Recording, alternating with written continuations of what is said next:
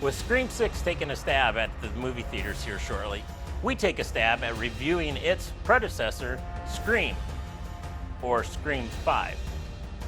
Or is it just Scream? In the movie galaxy of the YouTube universe, you've landed on Frame Rate Studios, your guide for all things movies. I'm Chad. And I'm Corey, and we are going back to Woodsboro. Are you excited? I probably wasn't at the start of this. I'd kind of given up on the Scream franchise. In all honesty, I'd really given up after 3. I mean, I don't really remember it much after that. I never went to see Scream 4.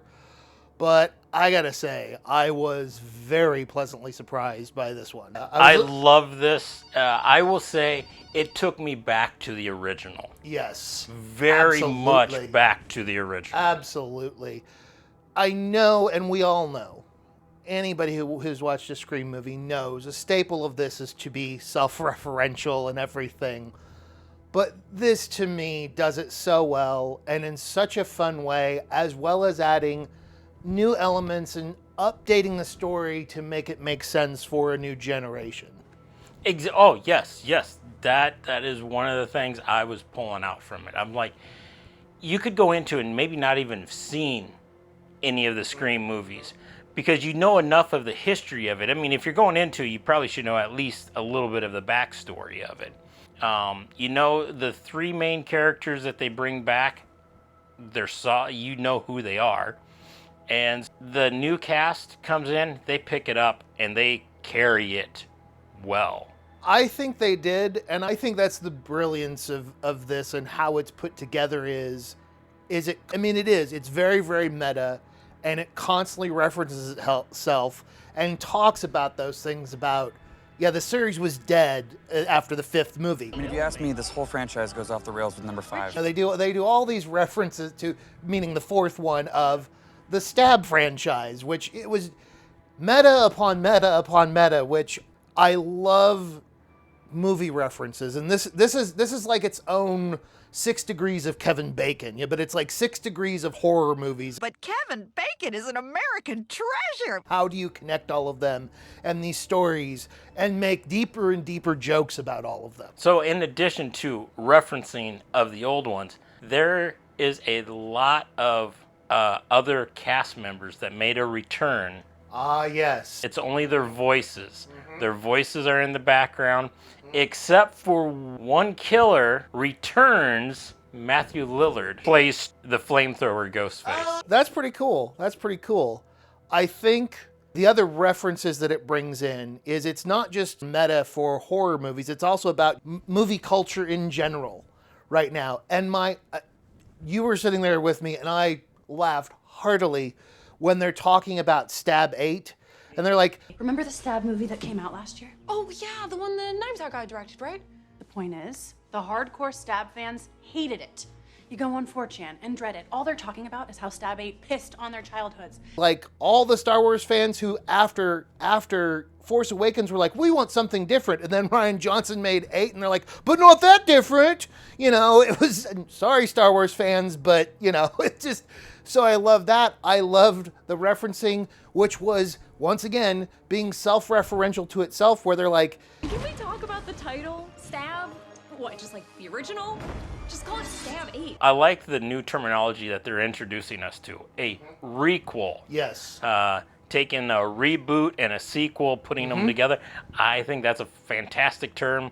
I looked it up. No other place all the writers who were writing about this never heard it. So good job on developing a new Hollywood terminology for all of us, or fan base terminology. You know, you talked about earlier that, you know, it's a great new cast of characters and people in the role. I think Jenna Ortega, you know, I think at this point, everybody's pretty well aware that she's pretty good in what she's in. You know, that she's kind of become that it girl, so I think that's definitely going to help the next one, how she's kind of a rising star. But my favorite character by far is Richie, played by Jack Quaid. He brings that same awkward humor that he does in The Boys. Are you listening at the door? No, of course not. Okay, yeah, I was listening at the door. I'd never noticed it before until watching him in this. he reminds me of Joshua Jackson.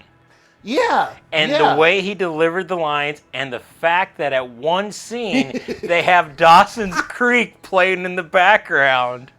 Yeah. Yeah. No, there are. I mean, I think for me, I don't know.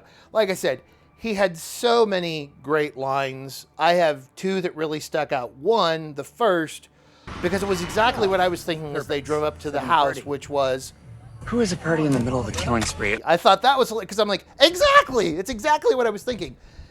It made sense because it was basically sort of like one of the characters that had been killed. It was their sort of wake, I guess, if you will.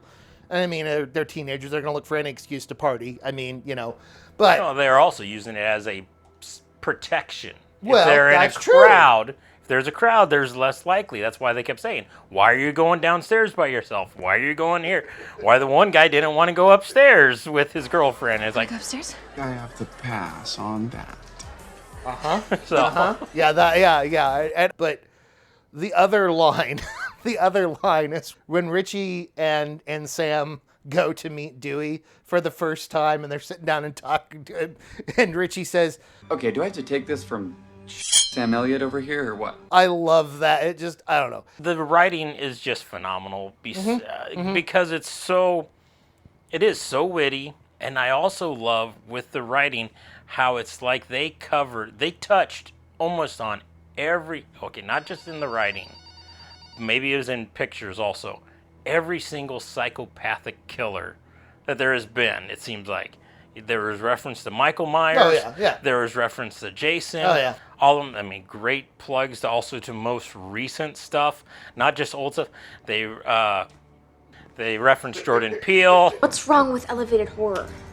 I mean, Jordan Peele fucking rules. Well, yeah, no, I mean, and that's, I mean, even from the beginning call, when he's basically asking Tara, Jenna Ortega's character, have you ever seen Stab?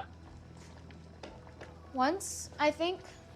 and I love that she's like, And it was like super 90s. It was like really overlit and everyone had weird hair.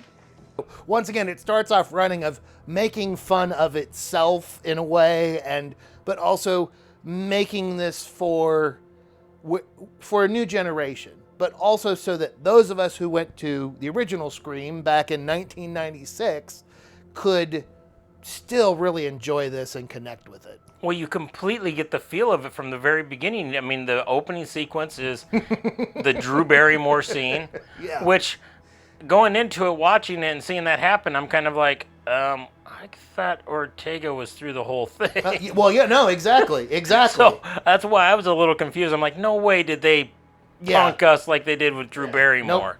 But no, it plays out. But then after that, it goes to the title.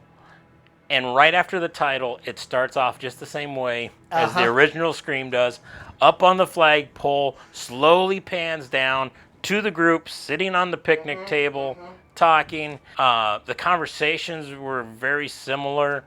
It was beat for beat. But the nice thing is, going back to the beginning of the movie, though, it's modernized. It's basically, I mean, I love from the very beginning that basically, Tara's on her cell phone texting with her friend Amber, and the landline rings, and she ignores it. And I'm like, and I'm thinking in my head, it's like, who answers a landline anymore? And then she proceeds to in the text, like, somebody's calling on the landline. Like just all those things that it doesn't feel like it's trying too hard to copycat. It's updating it for a new audience, and that makes it believable.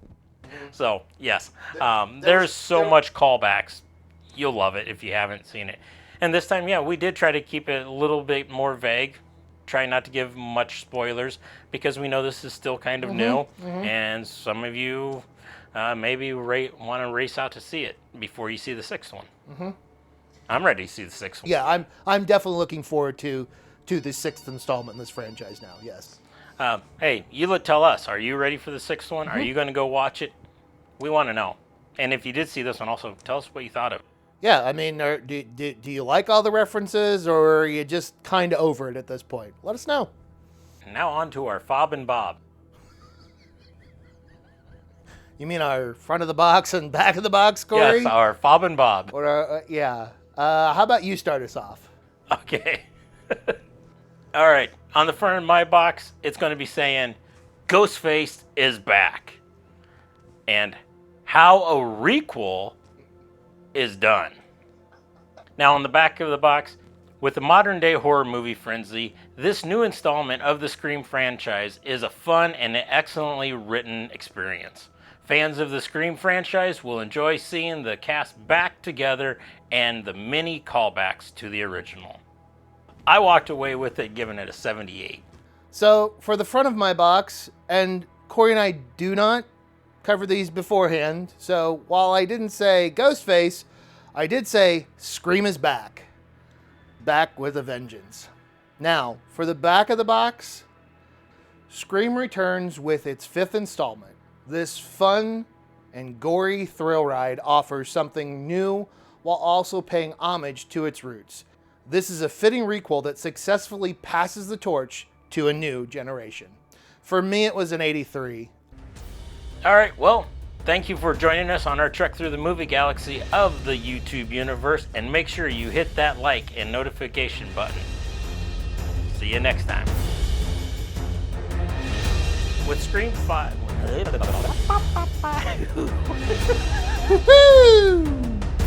That's what she said.